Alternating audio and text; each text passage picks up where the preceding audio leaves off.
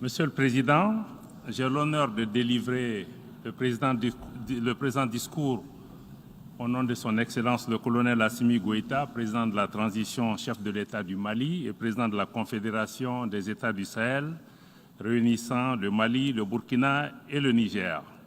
Le sommet qui nous réunit et le pacte qui en résulte arrivent à point nommé.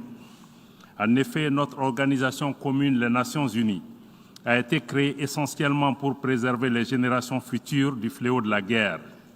Il est regrettable de constater que, après près de 80 ans, nous n'avons jamais été autant menacés par les défis existentiels, pourtant évitables pour la plupart.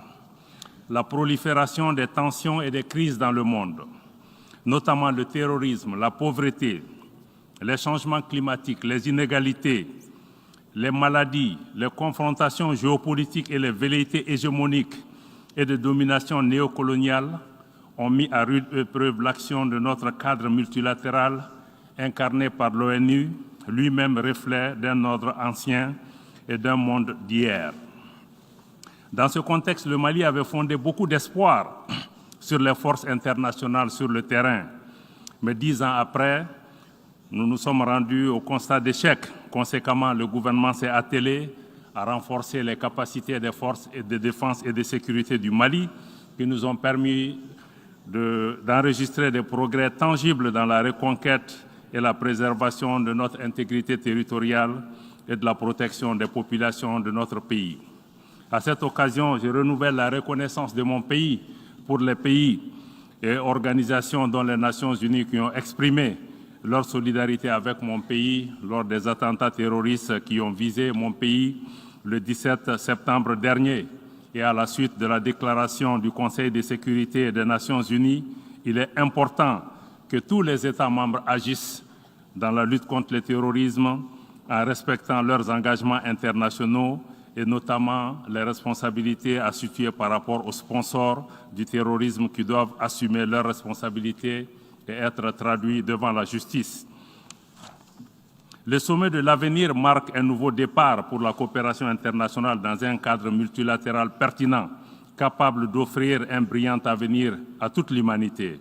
Ainsi, nous devons agir collectivement pour renouveler notre engagement en faveur de la transformation du monde d'un cadre multilatéral qui a gouverné nos affaires jusqu'à présent. À cet égard, il est essentiel que des décisions et les engagements ambitieux permettent de répondre aux aspirations de nos populations, notamment ceux du Sud global. Il est également essentiel d'avoir le courage de procéder à des réformes de nos institutions multilatérales actuelles, notamment le Conseil de sécurité et des institutions internationales, afin de les adapter aux réalités de notre temps, afin qu'elles soient plus inclusives, plus justes, plus équitables, mais surtout plus représentatives. La question de la jeunesse est une dimension extrêmement importante qui doit occuper nos nations. Mon pays, le Mali, reste attaché aux principes clés de notre charte, notamment la non-ingérence dans les affaires intérieures des pays et le respect de la souveraineté des États. Le Mali accorde également une attention particulière aux questions de financement du développement, notamment du développement durable. Nous pensons que la problématique du numérique aussi est une dimension essentielle. D'ailleurs, mon pays s'est engagé à mettre en place un programme ambitieux de digitalisation des services publics. Enfin, nous pensons que le pacte pour l'avenir est un chantier très ambitieux au plan national et au plan international, mais elle doit aller au-delà d'une promesse, d'une déclaration pour répondre aux aspirations des générations actuelles et futures. Je vous remercie. Now I give the floor to Minister of Foreign Affairs and International Cooperation of Mali. Merci, Monsieur le Président. Le Mali tient à réaffirmer son attachement au multilatéralisme incarné par notre organisation commune, l'Organisation des Nations Unies, mais aussi dans le respect des principes édictés à l'article 2 de la Charte, notamment le respect de l'égalité souveraine de tous les États, la non-ingérence dans les affaires intérieures des États, mais aussi la non-utilisation de considérations géopolitiques pour punir des populations entières pour leurs choix politiques. La délégation du Mali estime que le temps est venu de passer des déclarations d'intention aux actes concrets en vue d'une véritable transformation de la gouvernance mondiale à travers des réformes majeures sollicitées par nos peuples depuis fort longtemps, notamment celle du Conseil de sécurité et des institutions financières multilatérales. Les Nations unies doivent cesser de perpétuer et refléter un ordre ancien, l'hégémonie d'un groupe sur le reste du monde, cesser d'être aussi le prolongement ou la couverture à un ordre mondial néocolonial. Au-delà de cette réforme des institutions, le monde a besoin d'un leadership collectif, capable de travailler à forger les consensus nécessaires pour relever les défis du développement et ce, dans un esprit de solidarité et d'équité. C'est ainsi que nous pourrions promouvoir un monde de paix et de justice de manière à laisser personne de côté. Ces réformes indispensables permettront aussi de favoriser davantage le développement durable de nos pays, tout en contribuant à mettre un terme aux inégalités flagrantes dans nos pays.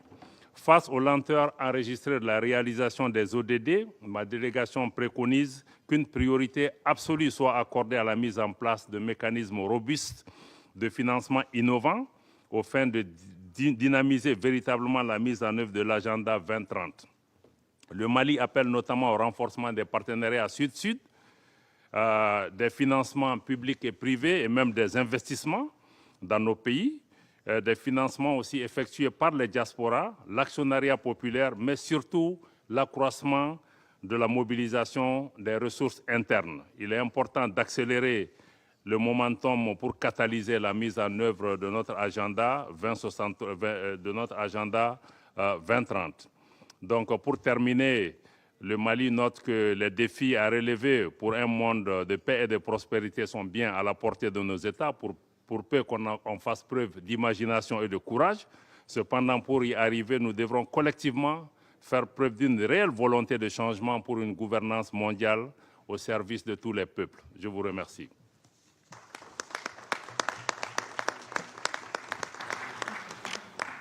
Thank you, Minister for Foreign Affairs and International